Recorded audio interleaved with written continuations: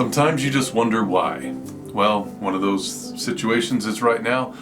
I went to the previously recorded chapter 4 of Proverbs and realized that only half of my audio was recorded. I wanted to check and look around to see if that happened in other situations as well, and it's chapter 5 also.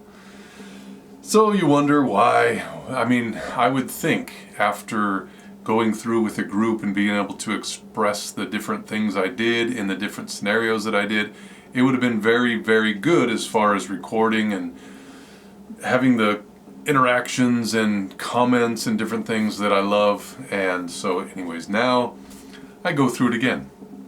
So thank you for coming with me, and we're going to be looking at Proverbs chapter 1 and the first paragraph, trying to get through this as quickly as possible to keep it succinct and able to chew on in a very short time. So, going now to chapter 4, verse 1, "Hear ye, children, the instruction of a father." Now, this is a father on the earth, we know that, but this is also illustrating the Father up in heaven, asking us as his children to listen to his instruction. Instruction is very often connected together with wisdom in the book of Proverbs.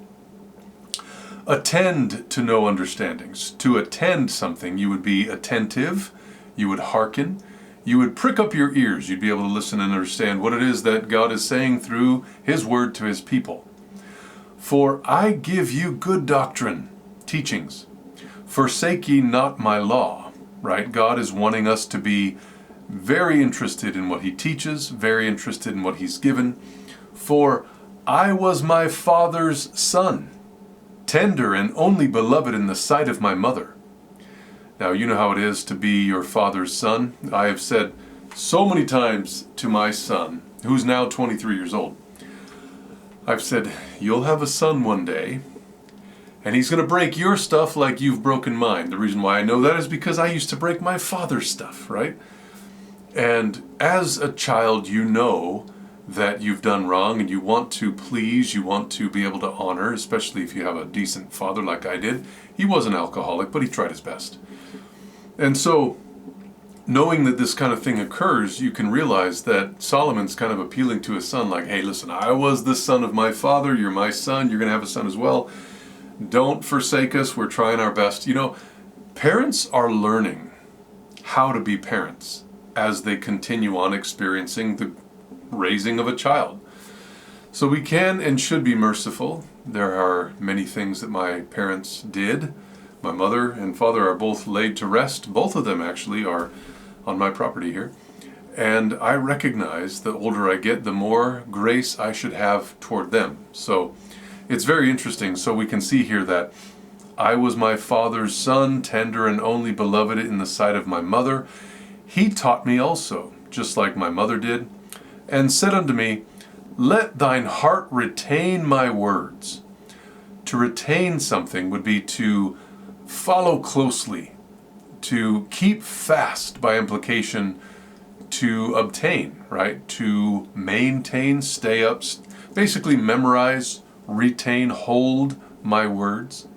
And we know that the Father in heaven wants us to retain his words in our heart as well. Just, you can ask David, "How shall a young man cleanse his way?" Well, taking heed thereunto according to your word, but also hiding your word in his heart, right? "Keep my commandments and live." Now you could say that's very interesting, because what's happening with Solomon, he's saying, listen, if you obey me, if you keep my commandments, you're going to live. Well, we know that Solomon's son is dead, and we know that in the bigger picture, the Father speaking to his son, which was Jesus Christ, he didn't live either. He died. He, of course, was resurrected. But we can know that when it says, "Retain my words, keep my commandments, and live," we're not talking about the physical life here. If we were, we would know that it doesn't always play out the way that Solomon is speaking of. So it would be a contradiction. If we could look beyond that and realize that this is eternal life, we know that God is willing, very willing, that every single one of us should live forever throughout the ceaseless ages of eternity with him, and I want to. "Get wisdom, get understanding, forget it not.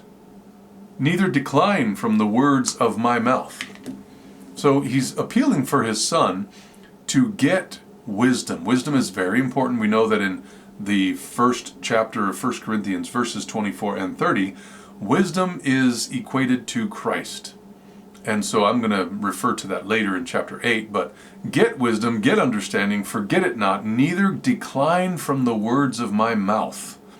So, okay, in order to get wisdom, to get understanding, you would have to keep, not decline, but keep, hold strong to the words of your Father's mouth. Think about this in the bigger picture. You've got God the Father wanting you to get wisdom and understanding to live forever.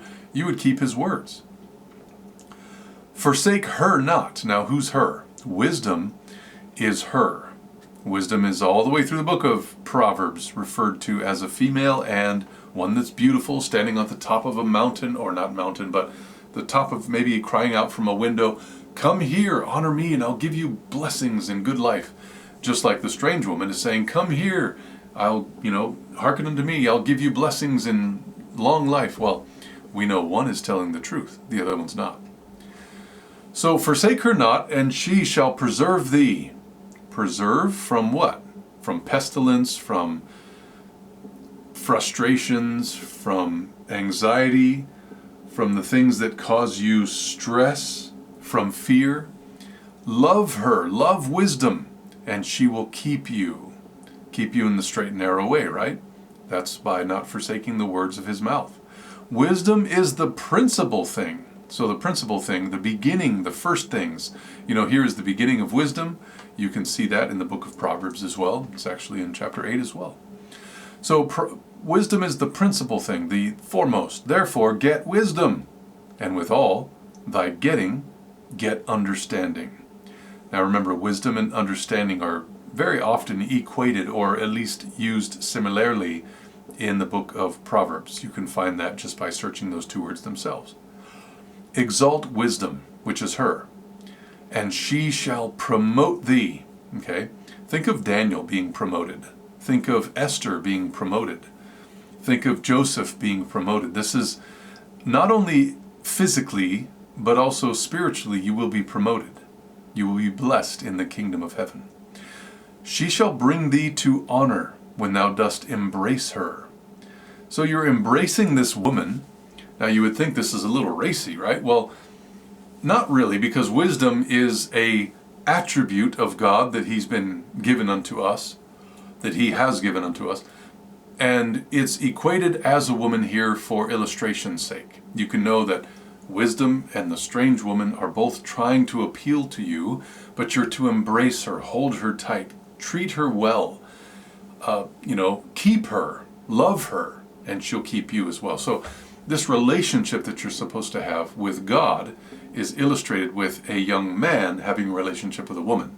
Now, not to get too involved, I do not think that we need to go that far, but we can know that there's that relationship of love and respect and care and cherishing, etc., that we're to have with God just the same way. He does the same for us.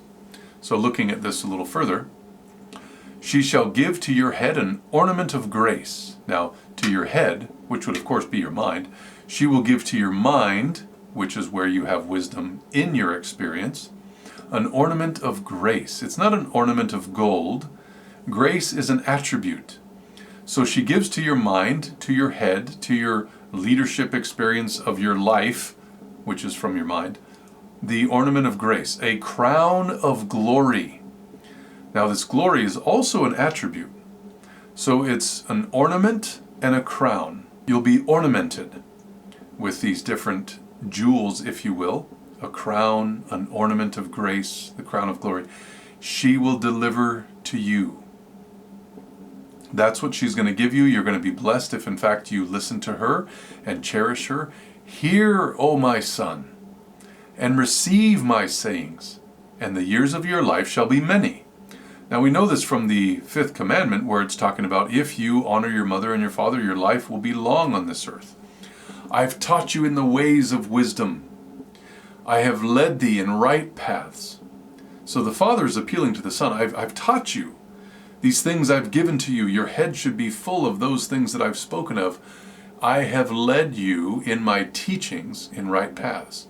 train up a child in the way he should go, you would hope that you could train them correctly, and when they are old, they will not depart from it. Now, that does not mean that you will have a child that is a Christian all the way through if in fact you prayed with them and read to them the Bible. You will give them a good foundation that it is likely that God will be able to bring them back to. Not always does it happen. In fact, the best foundation in the universe was God the Father through his Son ministering to Lucifer, and he fell.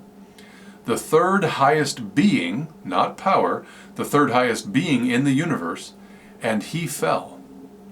You can see that just from the very first sentence of Story of Redemption. If you'd like to look at that, feel free to do so. So we know that we have this leading from the Father to and through the Son into right paths, yet we can't always expect that our children will follow our best examples. Now, when you go, your steps shall not be straitened. The word straitened actually means difficult, distressed, vexed. You're going to have a good path. I mean, doesn't the Lord say in the book of Matthew, "Come unto me and put my yoke upon you, for my burden is not grievous, it's not burdensome, it's light, and something you can be blessed by," right? Instead of straitened by or vexed. "And when you run, you will not stumble." Why won't you stumble? Well, Psalm 91 verse 11 says the angels will bear you up in their hands to keep you in all your ways, so that you do not dash your foot against a stone. And verse 13, the final one for this paragraph, "Take fast hold of instruction." Same thing with wisdom, right? "Let her not go, keep her, for she is thy life." So wisdom and instruction are extremely important to Solomon for his children, his son specifically. Well, of course, that means more of his children, but he's writing to his son in this case. We know that wisdom and instruction are very important to us as well in the eyes of our Father in heaven. Help us to go to wisdom, go to instruction, cherish it, nourish it, keep it in our hearts, have a relationship with it in such a way that we will be able to not have a burden in our lives, not to have stress, not to have all those things that are contrary to peace that excels our understanding. And may it be that we're able to fully surrender ourselves to the wisdom that God has given in his word and listen to him as he wishes that we would.